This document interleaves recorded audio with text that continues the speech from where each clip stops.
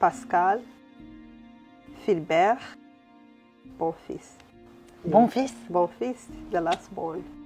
I was 14. Consolee? Consolee, Jeannette. And you know exactly what happened to them? Yeah. Yeah.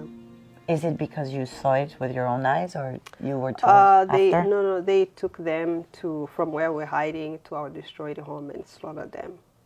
And threw their bodies in a septic tank of our home. Our home was already destroyed, so.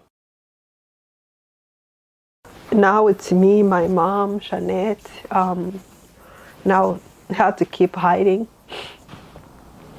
Where we were hiding, someone who was a neighbor came there and took me not too far from our home and was raped by him.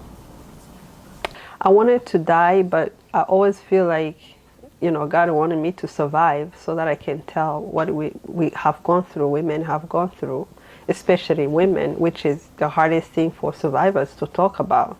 I became one of the, you know, very few to openly talk about rape that happened during the genocide. You know, as women and girls who have been raped and tortured, you live not only with what happened with the, you know, with the trauma of what you have gone through.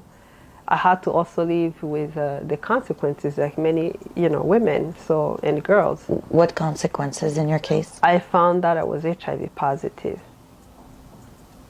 From the rape? Yeah, from the rape. Why are you testifying today?